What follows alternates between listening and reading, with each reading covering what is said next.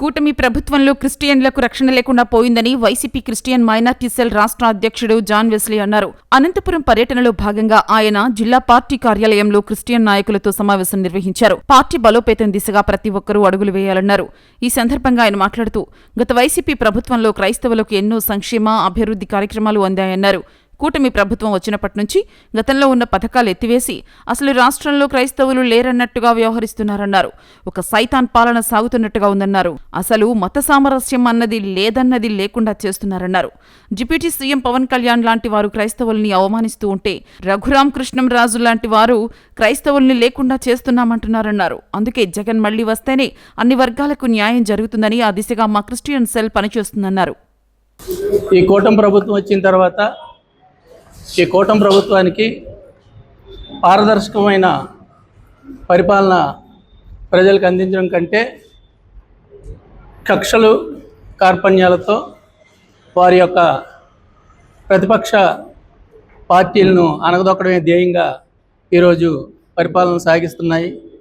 అందులో భాగంగానే వైఎస్ జగన్మోహన్ రెడ్డి గారు అధికారంలో ముఖ్యమంత్రిగా ఉన్నప్పుడు ఆయన చేసిన పనులన్నింటినీ కూడా మరలా రెండోసారి శంకుస్థాపనలు చేసే విధంగా చేస్తూ క్రెడిట్ చోరీని కూడా ఈ కూటమి ప్రభుత్వం చేయడం మనందరం చూస్తున్నాం.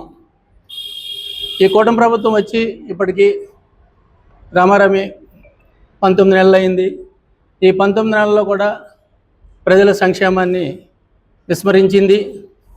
రాజ్యాంగాన్ని రెడ్ బుక్ రాజ్యాంగం పేరుతో అపహాస్యం పాలు చేసింది. ప్రజాస్వామ్యంలో ఈరోజు ప్రజలందరూ ఇబ్బంది పడే పరిస్థితి. అదేవిధంగా పోలీస్ వ్యవస్థను కూడా నిర్వీర్యం చేసింది. అదేవిధంగా న్యాయ వ్యవస్థలను కూడా ఈరోజు మేనేజ్ చేస్తూ వారికి అనుకూలంగా ప్రకటనలు చేస్తూ ప్రభుత్వాన్ని ఏదో విధంగా నడిపిస్తూ ప్రజలను మభ్యపెట్టే విధంగా ఈ కూటమి ప్రభుత్వం ముందుకు వెళ్ళడం మనం అందరం చూస్తున్నాం. ముఖ్యంగా ఈ కూటమి ప్రభుత్వంలో క్రైస్తవులకైతే రక్షణ లేకుండా పోయింది. ఎక్కడ చూసినా సరే క్రైస్తవుల మీద దాడులు చాలా ఎక్కువగా జరిగాయి. అసలు క్రైస్తవ్యం అంటేనే ఈ కూటమి ప్రభుత్వానికి ఇష్టం లేదన్నట్టుగా ఈ కూటమి ప్రభుత్వం వ్యవహరిస్తుంది.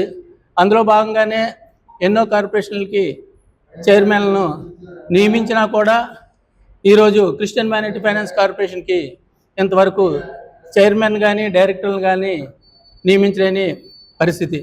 అదేవిధంగా ఒక క్రైస్తవుని కూడా ఎక్కడా కూడా ఏ పదవుల్లోనూ నామినేటెడ్ పదవుల్లో నియమించలేదు. అదేవిధంగా జగన్మోహన్ రెడ్డి గారు ప్రభుత్వం అధికారంలో ఉన్నప్పుడు క్రైస్తవులందరికీ ఆ రోజు నెల నెల పాస్టర్స్ ఆనరోరియం కంపల్సరీగా అకౌంట్లో పడేది. ఈరోజు మనం చూసామన్న సంవత్సరం అంతా వేచి వేచి వేచి చూస్తే క్రిస్మస్ రోజు ఇంక బాగోదు, ప్రజల్లో మనకి చెడు వస్తుంది అని చెప్పి ఆ రోజు ఈ సంవత్సరం ఆనరోరియంను కూడా రిలీజ్ చేయడం మనందరం చూసాం. ఆ తర్వాత మళ్ళీ ఎంతవరకు కూడా ఆనరోరియం ఇచ్చిన పరిస్థితి లేదు. జగన్మోహన్ రెడ్డి గారి ప్రభుత్వంలో క్రైస్తవుల సంక్షేమానికి 416 కోట్ల రూపాయలను వెచ్చించడం జరిగింది. 180,000 మంది క్రైస్తవులందరికీ లబ్ధి జరిగింది. అదేవిధంగా జెరూసలేం వెళ్ళే యాత్రికులందరికీ కూడా జగన్మోహన్ రెడ్డి గారి ప్రభుత్వంలో ఎన్నో బ్యాచ్ల్ని జెరూసలేం తీసుకెళ్ళడం జరిగింది. ఈ కూటమి ప్రభుత్వం అధికారంలోకి వచ్చిన తర్వాత ఇంతవరకు ఒక్కరిని కూడా జెరూసలేం పవిత్ర యాత్రకు తీసుకెళ్ళిన సందర్భం లేదు. ఈ విధంగా క్రైస్తవుల్ని ఇబ్బంది పెడుతూ ఒకవైపు క్రైస్తవుల మీద దాడులు చేయడం మనందరం చూస్తున్నాం.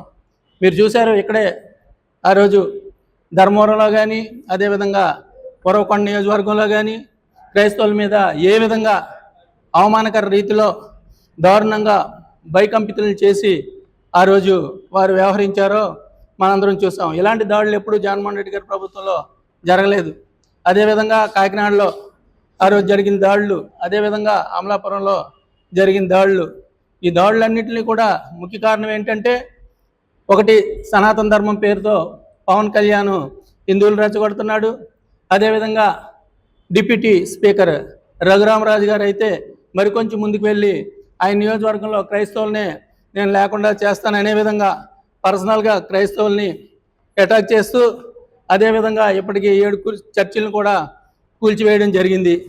ఇలాంటి పరిణామాల మధ్య మత సామ్రాజ్యం ఈ యొక్క ఆంధ్రప్రదేశ్లో విఘాతం కలుగుతుండగా క్రైస్తవులు ఎవరు కూడా శాంతంగా రక్షణతో ఈ ప్రభుత్వంలో మనుగడ సాగించే సందర్భం ఒకటి కూడా కనబట్టలేదు. కాబట్టి క్రైస్తవులందరూ కూడా ఎంతో అసంతృప్తితో ఉన్నారు.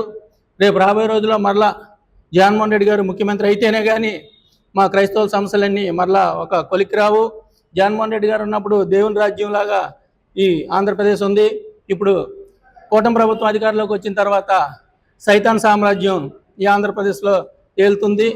రేపు ఎప్పుడు ఎలక్షన్స్ వచ్చినా సరే, అవి ఏ ఎలక్షన్స్ అయినా, కార్పొరేషన్స్ ఎలక్షన్స్ అయినా, మున్సిపల్ ఎలక్షన్స్ అయినా, పంచాయతీ ఎలక్షన్స్ అయినా, అదేవిధంగా జనరల్ ఎలక్షన్స్ అయినా, ఏ ఎలక్షన్స్ అయినా కూడా మా క్రైస్తవులందరూ ఏక మనసుకులే అందరూ కూడా వైఎస్ఆర్ కాంగ్రెస్ పార్టీని అధికారంలో తీసుకొచ్చే విధంగా మేమందరం ముందుకు వెళ్తామని మీ అందరికీ తెలియజేస్తున్నాం. మహిమ కలుగును గాక. ఈరోజు క్రైస్తవ మైనారిటీ వైఎస్ఆర్ కాంగ్రెస్ పార్టీ తరఫున మా స్టేట్ ప్రెసిడెంట్ జాన్ వెస్లీ అయ్య గారు అనంతపురం పర్యటనలో భాగంగా ఈరోజు మేము అనంతపురం పార్టీ ఆఫీస్లో చేరి ఉంటున్నాము.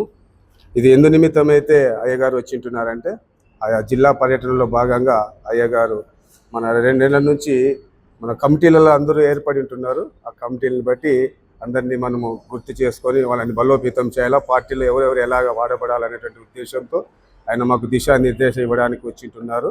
అందు నిమిత్తమే పార్టీలో ఆయా 7 నియోజకవర్గాలకు సంబంధించినటువంటి క్రైస్తవ మైనార్టీకి సంబంధించిన నాయకులంతా ఈరోజు ఇక్కడ కూడుకొని ఉంటున్నాము. అయ్యగారు ఇప్పటివరకు మీరు చెప్పినట్టుగా క్రైస్తవుల పైన చాలా దాడులు జరుగుతున్నాయి కూటమి ప్రభుత్వంలో క్రైస్తవులు ఉన్నారా లేదా అన్నటువంటి విధంగా ఈ కూటమి ప్రభుత్వం వాళ్ళు క్రైస్తవుల పైన దారుణమైనటువంటి ఘోరమైనటువంటి కార్యక్రమాలు చేస్తున్నారు. ఇదే ఉండి నియోజకవర్గంలో దాదాపుగా 24 చర్చిలలో ఆరాధనలు జరగకుండా ఆపింటున్నారు. అది కూడా ఎవరు డిప్యూటీ స్పీకర్గా ఉన్నటువంటి రఘురామకృష్ణరాజు గారి నియోజకవర్గంలో దాదాపుగా 7 మందిరాలు భూస్థాపితం చేసేశారు, లేలకు కూల్చేశారు. ఇది ఏమని అడుగుతుంటే అక్కడ ఉన్నటువంటి ఒక పాస్టర్ ఇస్మాయిల్ అనేటువంటి వ్యక్తిని కింద పడేసి కొట్టి ఆయన హాస్పిటల్కి కూడా తీసుకెళ్ళినటువంటి స్థితిలో ఉంటున్నారు. అంటే ఈ కూటమి ప్రభుత్వం ఎంత దారుణంగా క్రైస్తవుల పట్ల వ్యవహరిస్తుందో మనం ఒకసారి గమనించాలి. అందుకే క్రైస్తవ సమాజం మేలుకోవాలి. క్రైస్తవ సమాజం మేలుకొని ఈ రాక్షస పాలనను అంతమొందించి నిజమైనటువంటి రక్షణ కలిగినటువంటి పాలన, జగన్ గారి పాలనను మనము కోరుకోవాలని చెప్పేసి ఈరోజు మా రాష్ట్ర అధ్యక్షుడు అందరినీ పిలిపించి పార్టీని బలోపేతం చేయడానికి మేము ఇక్కడ కూడుకొని ఉంటున్నాము. అందు నిమిత్తమే మేము కూడుకొని ఉంటున్నాము. దేవునికి మహిమ కలుగును గాక. జై జగన్.